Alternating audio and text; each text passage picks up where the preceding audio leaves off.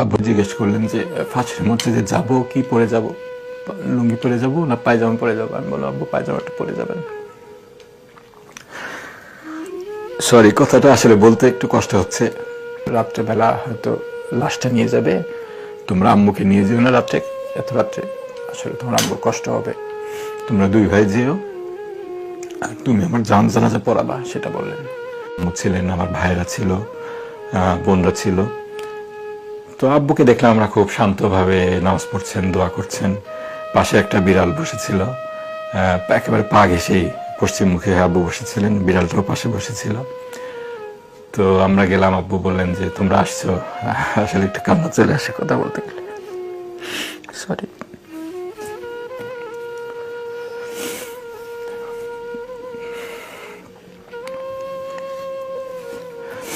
আমার ছোট ছেলেটা বলল, দাদা আমরা আসছি, দরজা খোলো। আব্বু দরজা খুলে দিলেন। তো আমরা স্বাভাবিক যে কথাবার্তাগুলো হয় বললাম। তো আমি বললাম আব্বু তো কিছু করতে পারলাম না আমি তোমার জন্য।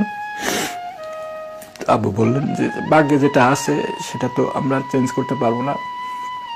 যদি আমার মৃত্যু আজকেই লেখা থাকে তাহলে আমি যেখানেই থাকি, আমি যদি বাসায় থাকতাম তাহলে আমার মৃত্যু এভাবেই হতো। সুতরাং আল্লাহর উপর ভরসা রাখতে হবে এবং তকদিরে বিশ্বাস রাখতে হবে।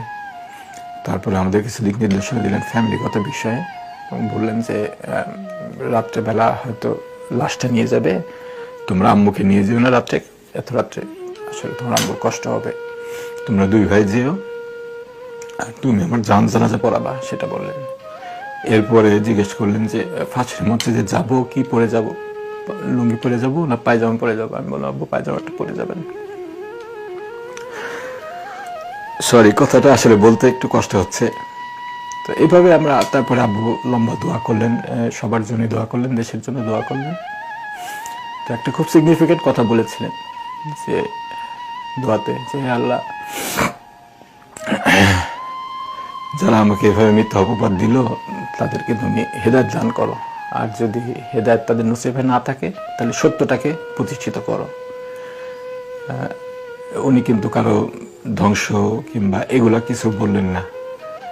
তো আলহামদুলিল্লাহ, আল্লাহ হয়তো দোয়া কবুল করেছেন, সত্যটা আস্তে আস্তে প্রকাশিত হচ্ছে, প্রতিষ্ঠিত হচ্ছে, আলহামদুলিল্লাহ। এটা আমি মনে করি যে আল্লাহর রহমত। এই দেশের মানুষ এই যে এতদিন মজলুম ছিলেন, এই যে তাদের বুক ফাটা আর্তনাদ, আমি তো মনে করি যে আমি সৌভাগ্যবান যে আমার বাবাকে শেষ মুহূর্ত পর্যন্ত আমি যতটুকু আল্লাহ সামর্থ্য দিয়েছেন দেখতে পেরেছি। তারপরে বাবার লাশটা বুঝে পেয়েছি, জানাজার নামাজ পড়াতে পেরেছি। এমন কত অসংখ্য শত শত মানুষ, তাদের ফ্যামিলি জানে না আসলে তাদের প্রিয়জন কোথায় আছে, এখনো পর্যন্ত কোনো হদিস নেই। এই যে মজলুমের বুক ফাটা আর্তনাদ, আল্লাহ তালার ওয়াদা যে আল্লাহ তালা মজলুমের হয়ে অবশ্যই প্রতিশোধ নেবেন, কিছুদিন পরে হলেও। তো হাদিসের সেই কথাই আমি বাস্তবায়ন দেখতে পাচ্ছি।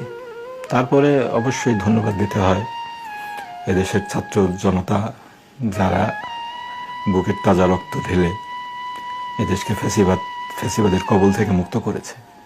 আমি আসলে খুব আশাবাদী, এই যে আমাদের তরুণ সমাজ, তারা যেভাবে রাজপথে মৃত্যুর ভয়কে উপেক্ষা করে নামতে পেরেছে, এইটা অত্যন্ত আশাব্যঞ্জক বিষয় একটা। এই তরুণ প্রজন্ম যদি সঠিক দিক নির্দেশনা পায়, আমি বিশ্বাস করি তারা একটা সুন্দর বাংলাদেশ উপহার দিতে পারবে আমাদের।